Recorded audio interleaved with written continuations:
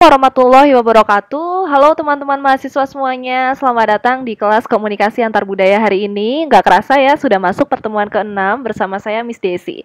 Spesial hari ini, saya senang banget karena akan membahas tentang gegar budaya atau culture shock. Nah, ini banyak dialami oleh teman-teman pasti ya, sama saya juga pernah mengalami gegar budaya.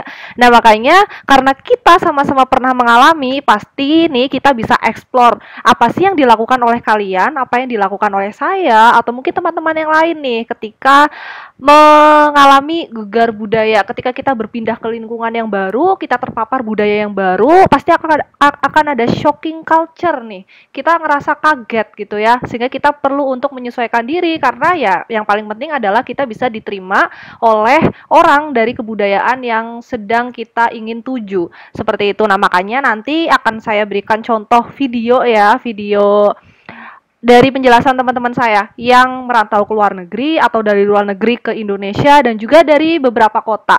Nggak usah secara lokal atau nasional lah. Ini teman-teman kalau misalkan masuk ke organisasi baru gitu ya, pasti juga mengalami culture shock di organisasi gitu ya, karena budaya kerja itu juga bisa pemicu nih ibaratnya ya, memicu untuk adanya culture shock ini di dalam diri kita gitu sebagai manusia. Oke, kita langsung saja. Teman perlu tahu dulu goals atau capaian belajar dalam materi ini ya. Teman-teman harus mengetahui, memahami, dan menjelaskan konsep teori gegar budaya dan adaptasinya.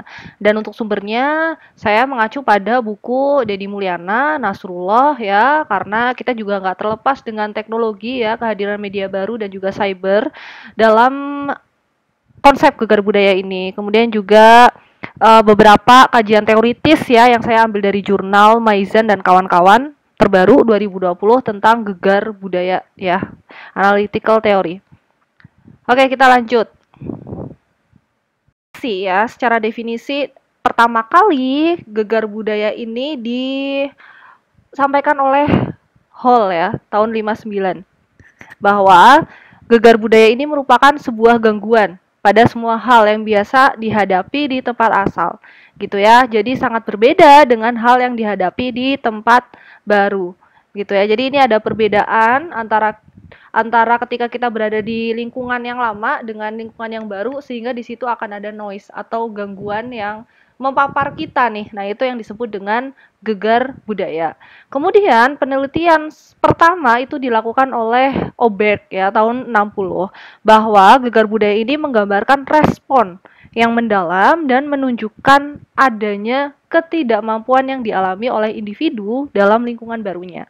Gitu ya, yang mana ketidakmampuan tersebut terjadi pada kognitif sehingga menyebabkan gangguan pada identitas. Nah, dia lebih menekankan pada aspek kognitif gitu ya. Dimana dalam sebuah feedback itu kan kita mengenal secara psikologis ya, kognitif, afektif, dan konatif. Nah, kognitif ini menjadi menjadi aspek utama secara psikologis ketika kita melihat, mendengar, merasakan, terlibat dalam suatu peristiwa gitu ya, termasuk ketika kita berada di lingkungan yang baru.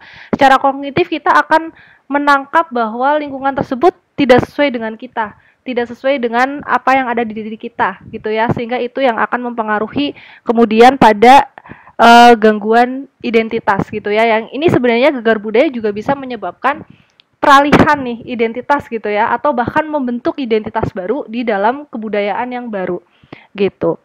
Kalau menurut penelitiannya Oberg gitu ya. Nah, gangguan pada identitas ketika kita bisa untuk untuk membentuk suatu identitas baru pada lingkungan yang baru melalui tahapan-tahapannya gitu ya, karena minggu lalu kita sudah bahas identitas juga gitu ya.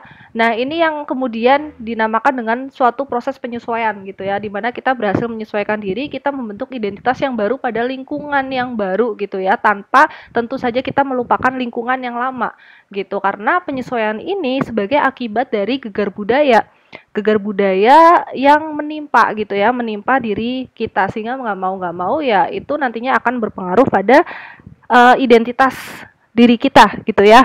Nah, ini yang namanya culture shock kalau berdasarkan asumsi penelitian dari Oberg gitu ya, yang menitik beratkan pada kognitifnya gitu ya di lingkungan yang baru. Nah, kemudian dilanjutkan nih tahun 70 ya oleh Adler dan kawan-kawan nih. ya, 70, 75, 95 ya. Bock 70, Adler dilanjutkan 75 dan 95 menurut Pedersen. Jadi gegar budaya ini adalah reaksi emosi terhadap perbedaan budaya yang tidak terduga dan terjadi kesalahpahaman pada pengalaman yang berbeda sehingga mengakibatkan munculnya perasaan tidak berdaya gitu ya, mudah terpancing emosi, takut dibohongi, dilukai gitu ya. Jadi ini hanyalah reaksi emosional saja. Ketika kita berada di lingkungan baru, tentu kita akan merasa overthinking lah ibaratnya ya, overthinking terkait dengan judgement orang juga gitu ya terhadap lingkungan baru gitu. Kadang kita kan melihat segala sesuatu di lingkungan baru kan orang-orangnya nih, apa saja sih yang kemudian orang-orang ini pikirkan terhadap kita. Nah, itu yang kemudian mengakibatkan reaksi emosi gitu ya terhadap perbedaan budaya tersebut dan bisa untuk memicu kesalahpahaman dari sebuah pengalaman kita nih di lingkungan lama ke lingkungan baru. Kesalahpahaman itulah yang membuat kita secara psikologis gitu ya, dan juga ini bisa mengakibatkan stres juga sebenarnya ketika kita mengalami culture shock. Kalau misalkan berdasarkan penelitian lanjutan ya dari Bock dan kawan-kawan sampai tahun 95. Jadi dari semua yang kita acu sebenarnya ya, pada intinya gegar budaya ini adalah reaksi emosi negatif gitu ya, negatif yang dirasakan oleh individu ketika berpindah ke budaya baru yang sangat berbeda asalnya gitu. Jadi culture shock ini sebenarnya ya negatif gitu ya, karena kita merasa kaget saja gitu ya, karena kita belum bisa menyesuaikan, kita kayak baru pertama kenal orang gitu ya, pasti kita akan kaget ketika ternyata treatmentnya gitu ya, perlakuan dia ke kita, atau mungkin apa yang biasa kita ucapkan ketika kita sampaikan ke dia, kok reaksinya beda. Nah, itu pasti kita akan berpikir bahwa apa yang kita lakukan ini salah gitu ya. Apa yang kita lakukan salah, sehingga ya kita muncul reaksi-reaksi emosi yang negatif. Yang itu bisa menyebabkan stres juga gitu ya. Kalau misalkan dalam kurun waktu yang lama kita hanya berpikir hal-hal yang negatif gitu, tanpa ada penyesuaian, tanpa ada perbaikan dari sisi mana nih seharusnya aku ngelakuin yang kayak gimana sih biar orang di tempat ini bisa menerima saya, keberadaan saya bisa diterima gitu ya, penerimaan orang lain dan juga penerimaan diri kita juga perlu gitu ya, karena kita juga harus memahami bahwa ketika kita berada di lingkungan baru, otomatis kita tidak bisa mengontrol lingkungan kita untuk sama dengan kita. Kita yang harus mengontrol diri kita gitu ya, agar bisa menyesuaikan diri dengan lingkungan di tempat kita berada yang baru tersebut. Seperti itu. Baik, kita lanjut. Aspek gegar budaya nih ya menurut Oberk lagi tahun 60. Jadi banyak ahli yang menyampaikan bahwa aspek gegar budaya ini pasti berbeda-beda ya, beda ahli beda aspek. Tapi secara umum Oberk nih mengklasifikasikan aspek gegar budaya cukup lengkap gitu ya. Pertama dari sisi psikologisnya nih. Dari sisi psikologis, ketika kita mengalami gegar budaya, maka kita akan mengalami ketegangan. Nah, terutama dalam aspek kognitif gitu ya, karena kita akan berpikiran cenderung ke emosi yang negatif gitu ketika kita berada di lingkungan yang baru. Kemudian adalah rasa kehilangan hubungan sosial dan material, ini juga menjadi aspek gegar budaya ternyata. Jadi kita merasa bahwa secara sosial hubungan kita ini semakin menurun gitu, karena ya kita takut untuk bisa memulai menjalin hubungan dengan orang karena ya aspek psikologis tadi gitu ya, emosi-emosi negatif yang ada di pikiran kita gitu ya, sehingga kita enggan untuk memulai sebuah hubungan karena kita takut salah gitu ya, kita takut judgement orang-orang gitu. Kemudian ya material gitu, maka ya material ini menjadi salah satu cara kemudian untuk bisa mengakrabkan diri dengan orang-orang. Merasa nggak ketika kita berada di lingkungan baru, kita terpaksa untuk membelikan sesuatu ke orang tersebut biar seneng gitu ya. Tapi kita nggak bisa memahami gitu loh. Kira-kira orang ini harusnya di-treatment seperti apa, lingkungan ini harus kita bagaimanakan gitu agar bisa selanjutnya kita nggak usah mengeluarkan secara material untuk hanya sekedar membuat orang senang, tapi kita nggak bisa menyesuaikan dengan mereka gitu. Pasti ini juga dampaknya ke material kita juga gitu ya. Kalau misalkan segala sesuatu kita lakukan dengan uang hanya untuk tujuan mengakrabkan diri dengan lingkungan sekitar, otomatis ya lama-kelamaan material kita ini akan habis, akan terkikis gitu ya. Kemudian yang ketiga adalah kebingungan dalam peran, harapan dan juga nilai. Nah, ini terkait dengan nilai-nilai ya, juga peran kita akan mengalami mengalami kebimbangan gitu ya. Sebenarnya apa yang harus kita lakukan di sini gitu loh. Peran kita dalam suatu sistem sosial gitu ya, karena kita berada di lingkungan sosial, maka kita tidak terlepas dari struktural nih ya, struktur sosial dan juga fungsi kita sebagai manusia nih. Perannya itu apa gitu dalam lingkungan sosial yang baru.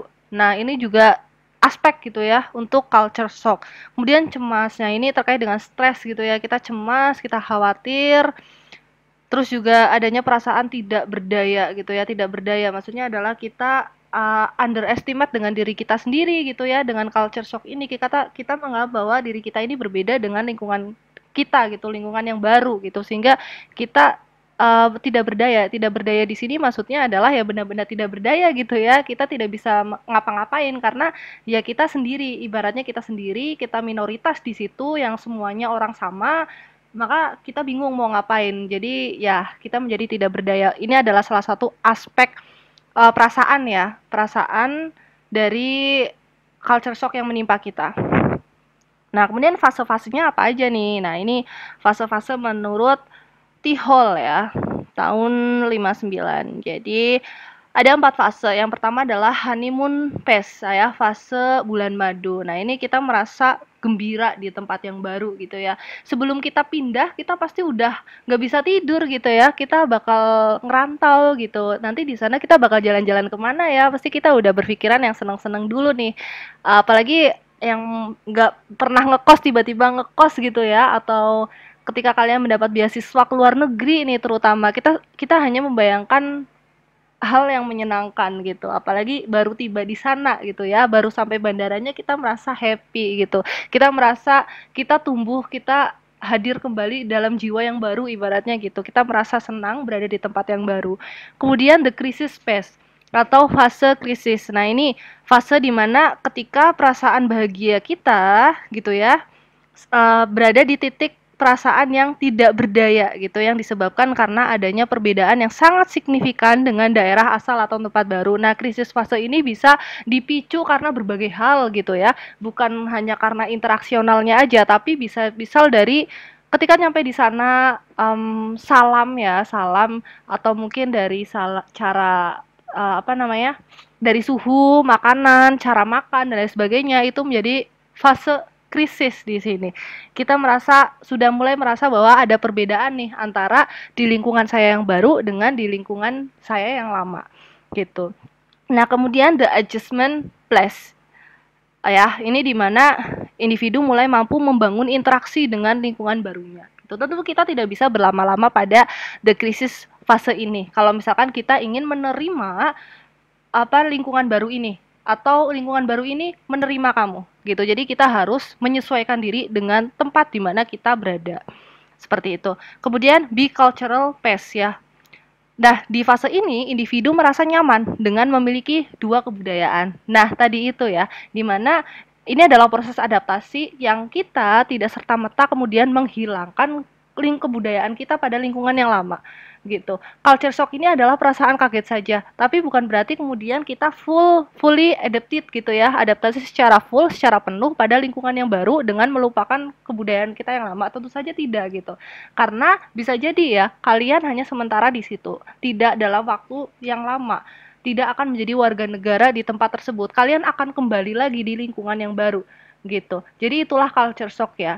Tanpa melupakan kebudayaan yang lama di lingkungan yang lama, kalian berusaha untuk se-adjusted mungkin gitu, sesuai mungkin ya, dengan beradaptasi dengan dua kebudayaan di lingkungan kalian yang lama dan di lingkungan kalian yang baru, seperti itu. Oke, kita lanjut.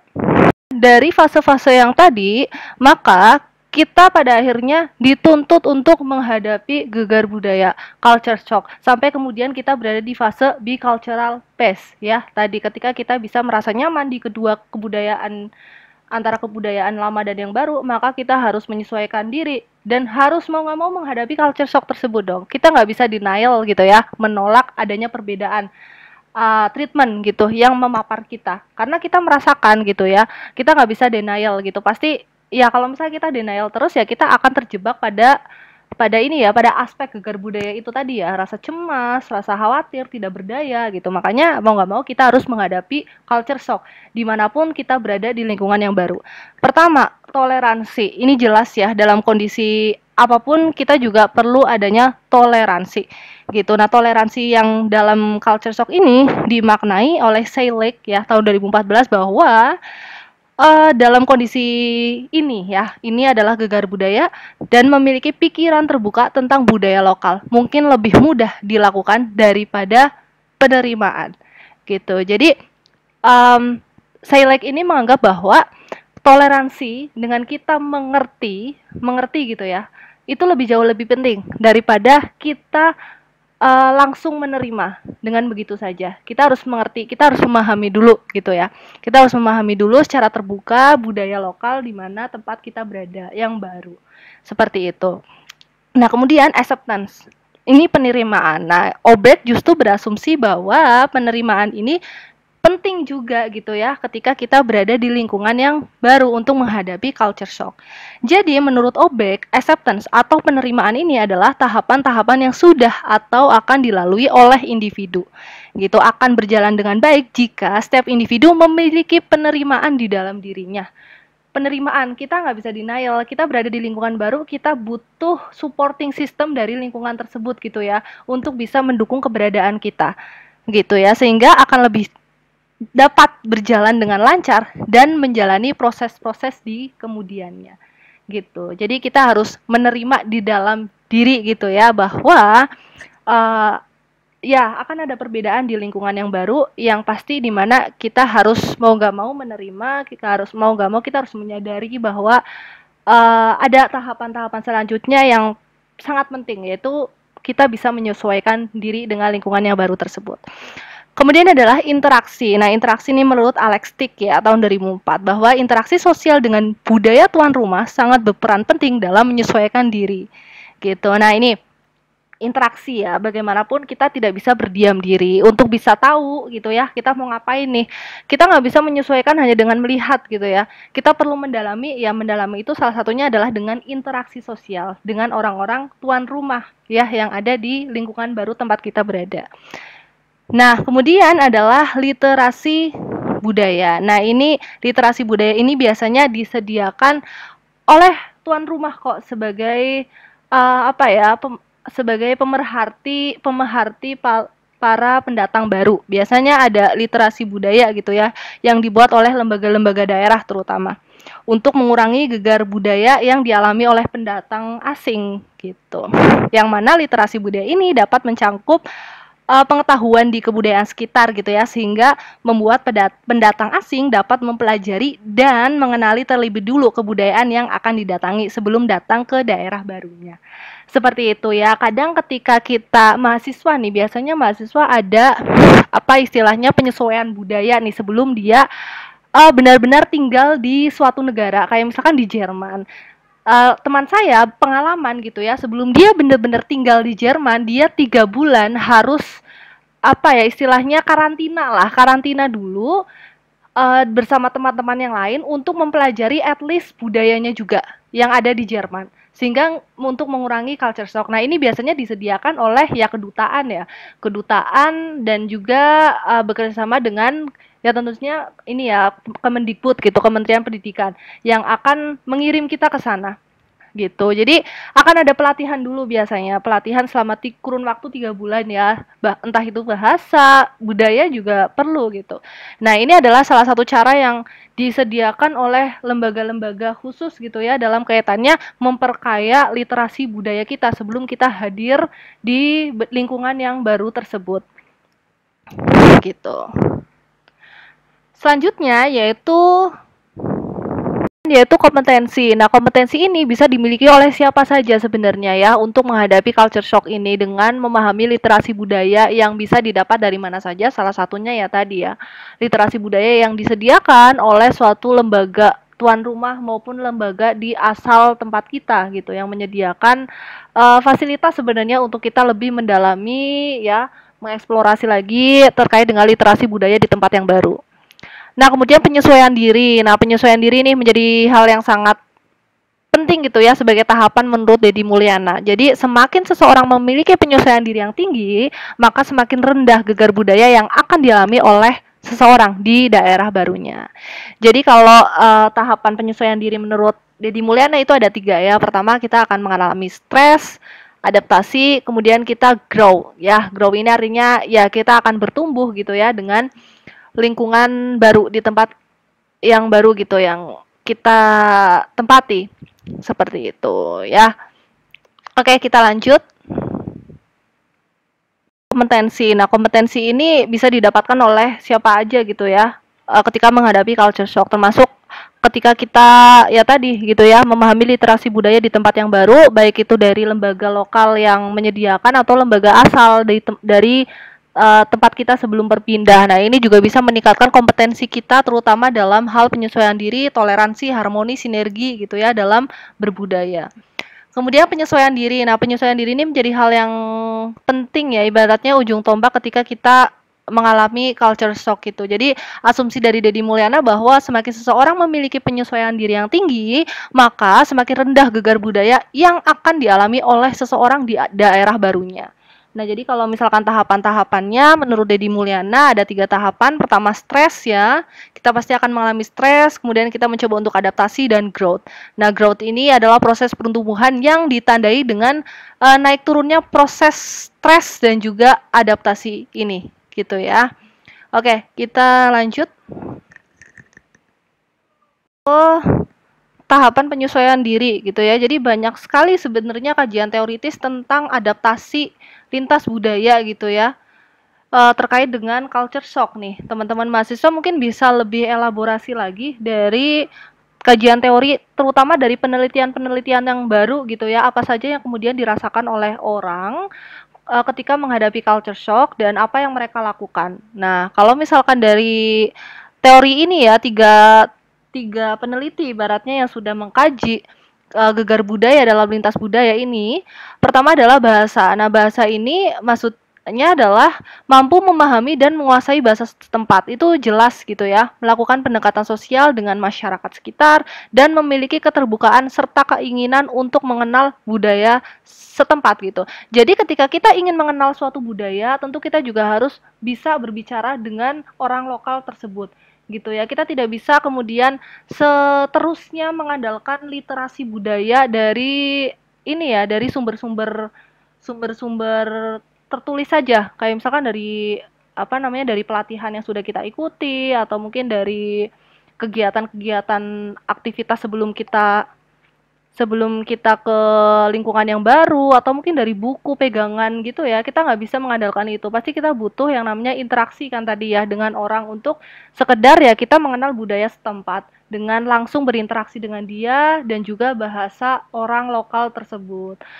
Nah, kemudian adalah pengungkapan diri ini menurut Huta Barat dan Sawitri tahun 2015 ya dari Indonesia, bahwa memang pengungkapan diri ini juga penting ketika kita ingin menyesuaikan diri gitu ya.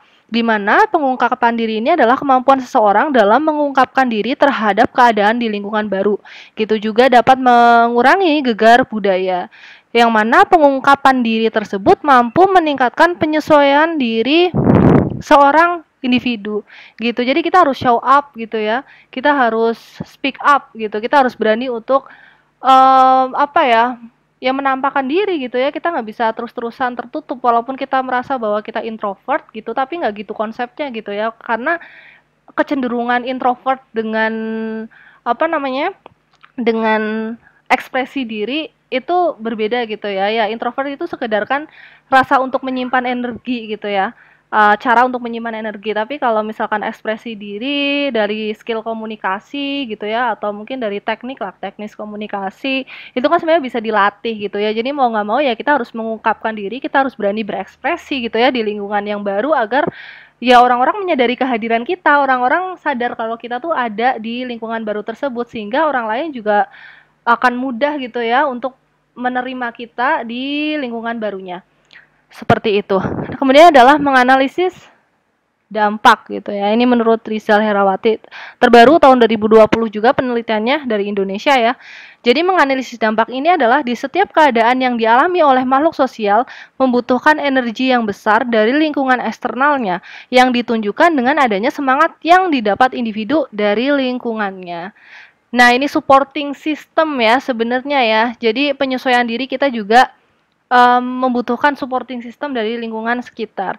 Makanya itu penting ya, sebelum kita mendapatkan supporting system, maka kita harus mengetahui bahasa dan kita harus mengekspresikan diri kita agar kita bisa mengungkapkan diri kita ini siapa gitu ya, tujuannya apa ke sini, terus juga orang-orang akan mengetahui kebutuhan kita gitu ya, dan orang-orang akan mengetahui bahwa kita hadir dengan ya dengan energi yang positif gitu ya, tentunya dengan hal-hal yang positif gitu, sehingga ya itu akan membentuk supporting system di lingkungan yang baru di tempat kita berada gitu. Oke.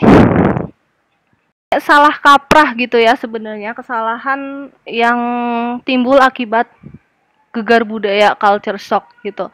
Dimana ada kesalahan salah kaprah yang dilakukan oleh orang-orang ketika berada di lingkungan yang baru atau ketika mereka melihat gitu ya, melihat apa ya, perilaku orang di lingkungan yang berbeda dari tempat dia berada sebelumnya gitu. Kayak misalkan nih, kita tidak terlepas dari teknologi dan kehadiran media sosial sekarang. Kalau kita tidak menggunakannya secara tepat, itu juga bisa menimbulkan kesalahpahaman gitu ya, dan juga salah kaprah dari para penggunanya. Kayak misalkan nih, ini terbaru ya tahun 2021 bahwa ada warga dari Amerika ya kalau nggak salah nih, melalui Twitternya dia menganggap bahwa um, orang yang menggunakan tangan ketika makan itu bukan golongannya dia gitu.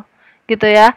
Dia ini menganggap bahwa remember we always use knife gitu ya, or fork or chopsticks to eat rice. Gitu. Dia mengingatkan bahwa untuk selalu ingat masyarakatnya bahwa ya makan menggunakan pisau atau menggunakan garpu atau sendok gitu ya, termasuk ketika makan nasi gitu. Kita nggak menggunakan tangan atau finger, jari-jari gitu ya. Dan emotikonnya ini secara nonverbal ya, ini menunjukkan kalau makan pakai tangan ini jorok banget gitu. Nah, dari cuitan di Twitter ini kemudian mengundang netizen di Indonesia sebagai apa ya, sebuah stereotip yang negatif gitu ya, seolah-olah kalau makan pakai tangan ini kok jijik gitu.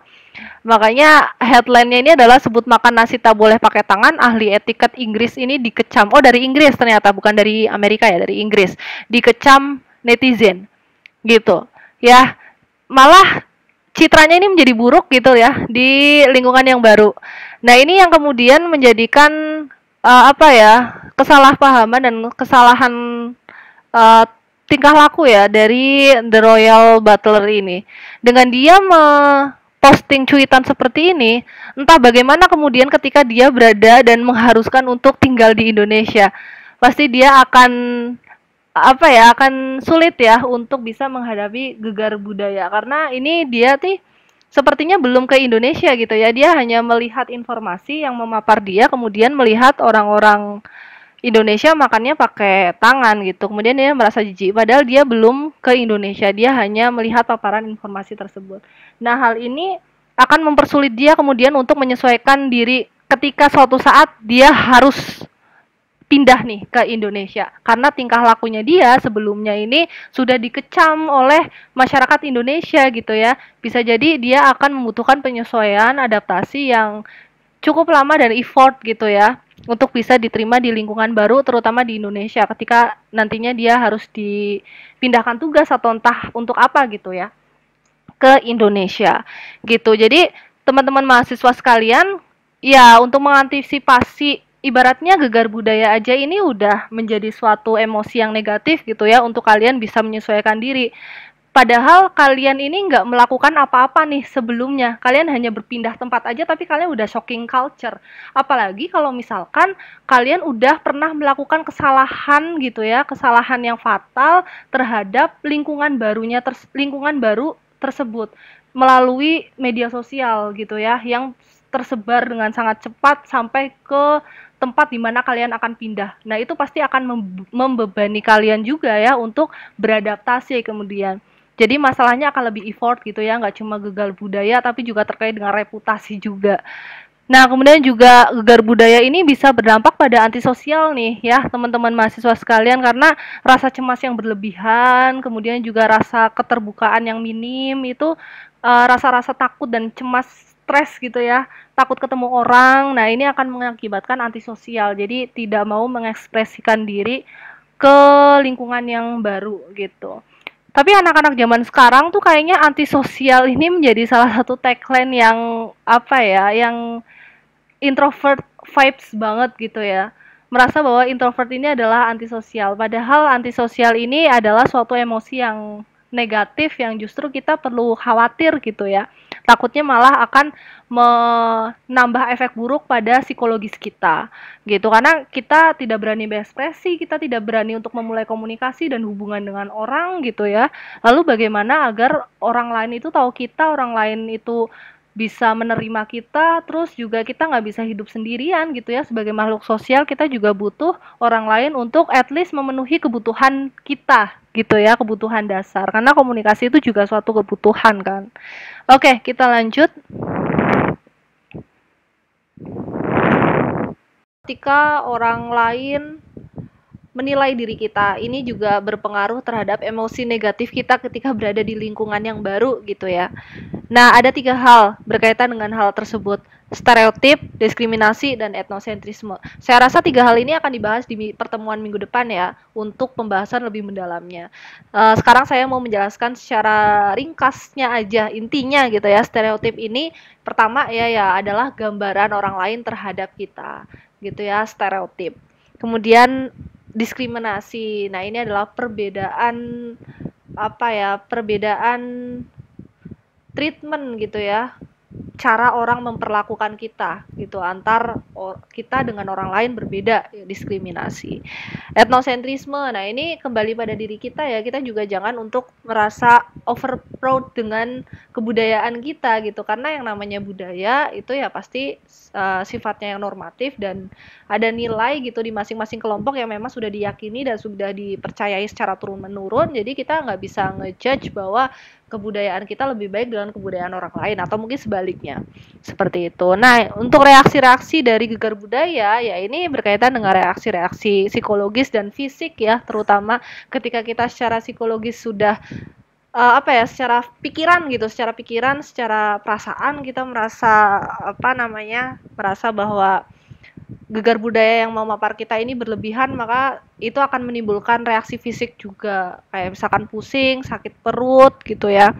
Kemudian juga rasa takut, kebingungan, homesick. Nah, ini reaksi-reaksi gegar budaya gitu. Nah, kemudian saya juga mengkaji secara teoritis dari sisi psikologis nih. Ini benar-benar dari sisi psikologis yang berkaitan dengan interaksi manusia yang disampaikan oleh Prof. Rina Mulyati dari UII ya, terbaru 2021.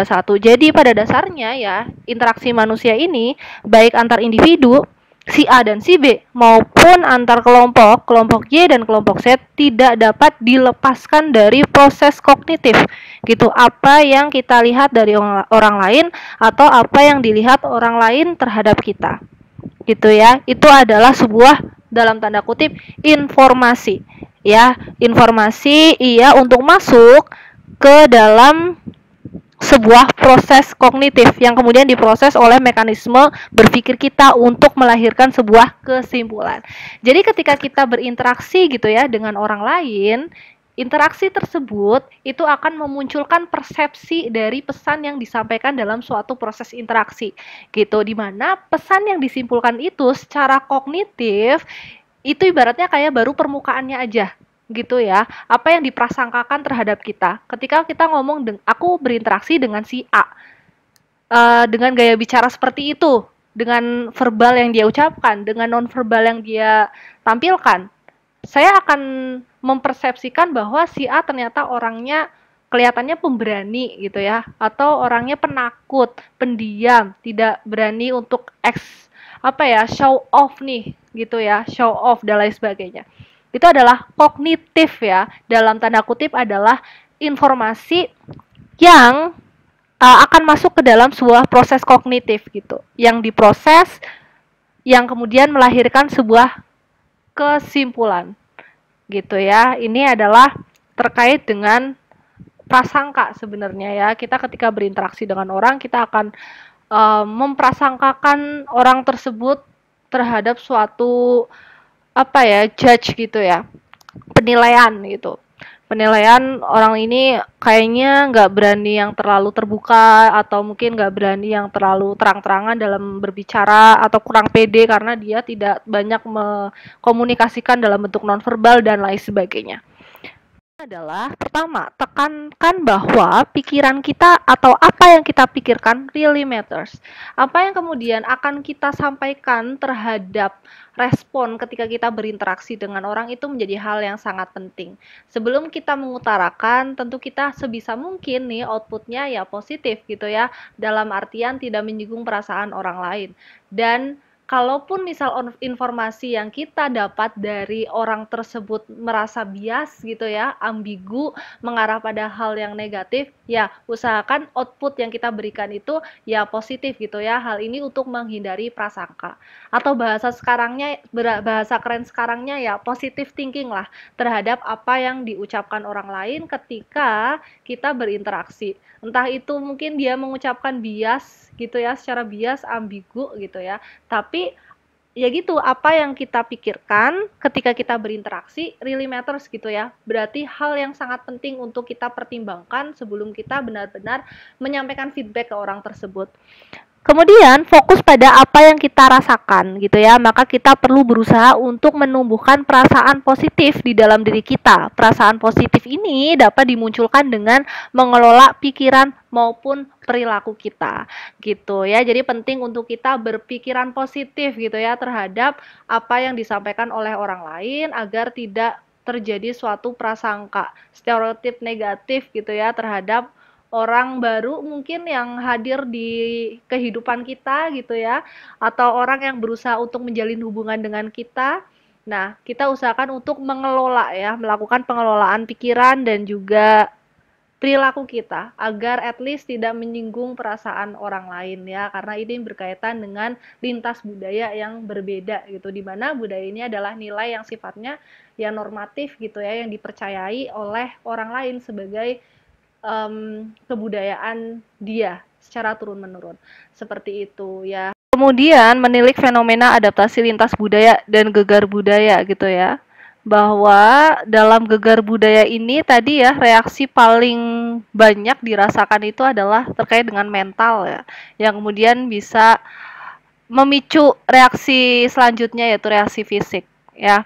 Ini saya mengadaptasi dari kerangka konseptual cross cultural adaptation atau adaptasi lintas budaya menurut Mendenhall dan Odu tahun 88 dalam penelitiannya Sieh ya tahun 2014. Jadi penelitian ini sebenarnya berorientasi pada kesehatan mental gitu ya, karena ya itu tadi saya mempertimbangkan bahwa reaksi terbesar pada gegar budaya itu adalah mentalitas gitu ya, secara mental, secara psikologis juga si si orang yang merasakan gegar budaya tersebut, si pelakunya ibaratnya ya. Nah, cross cultural adaptation menurut kajian teori ini bisa diatasi dengan 3 kemampuan, yaitu personal, people, dan perception. Dimana kalau personal skill ini menjelaskan bentuk adaptasi yang orientasinya pada kesehatan psikis dan emosi gitu ya.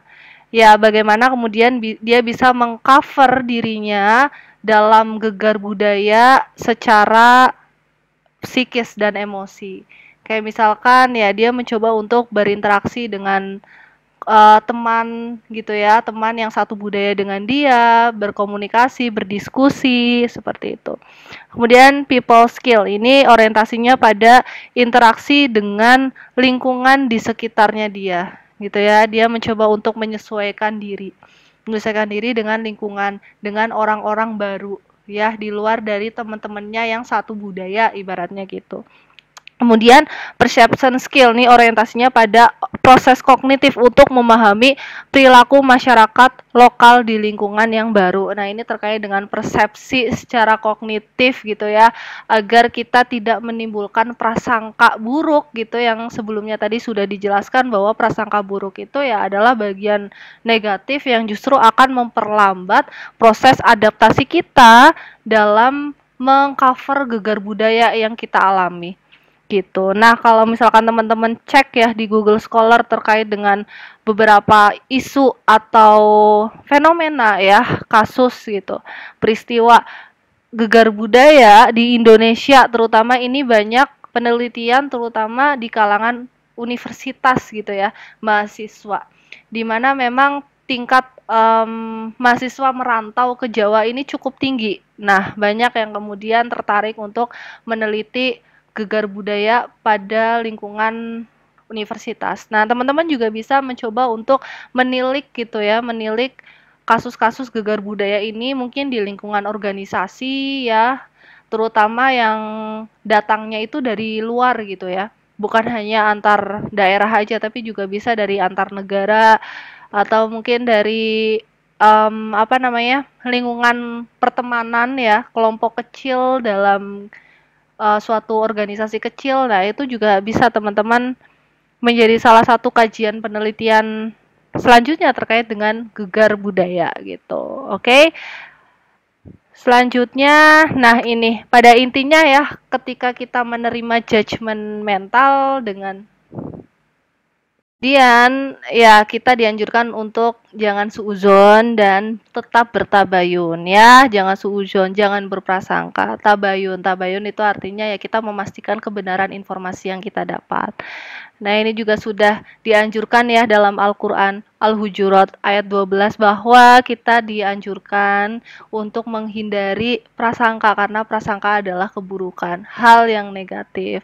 Dan dipertegas oleh Rasulullah bahwa prasangka ini adalah seburuk-buruknya perkataan ya, bahwa dalam prinsip komunikasi pun kita juga harus tidak boleh ya menyakiti orang lain gitu ya. Kita menggunakan kata-kata yang halus. Output yang kita keluarkan sebagai sebuah feedback dari interaksi yang kita lakukan dengan orang lain, diusahakan ya tidak menyakiti orang lain, tidak menyinggung dengan kata-kata yang baik gitu ya. Jadi tidak menyinggung perasaan orang lain dan tidak menyebabkan suatu prasangka seperti itu, karena apa yang kita akan ucapkan itu adalah hal yang penting ya, really matters gitu. Jadi pikirkan sebelum kita mengeluarkan kata-kata. Hal ini untuk meminimalisir orang-orang yang ingin lebih mengenal budaya kita agar dia tidak terlalu dia tidak terlalu terpapar culture shock gitu ya dengan kebudayaan yang baru. Termasuk dengan orang yang mengalami culture shock gitu ya, juga jangan berprasangka dengan lingkungan yang barunya gitu ya, apalagi sebagai pendatang. Perlu kita untuk bersuuzon, bertabayun, mencari informasi lingkungan yang baru gitu ya, agar output yang dihasilkan pun tidak menyinggung orang-orang lokal di lingkungan baru di tempat kita berada, agar kita lebih mudah diterima dan bisa menyesuaikan diri. Seperti itu ya teman-teman mahasiswa semuanya, saya rasa cukup untuk video belajar hari ini tentang culture shock. Silakan teman-teman mahasiswa bisa menonton video selanjutnya ya dari teman-teman saya yang sudah mencoba sharing gitu ya pengalaman mereka ketika menghadapi culture shock di tempat yang baru, baik di luar negeri atau dalam negeri dan juga antar daerah. Ya, teman-teman mahasiswa semuanya, kita jumpa lagi minggu depan. Tetap semangat, tetap sehat. Wassalamualaikum warahmatullahi wabarakatuh.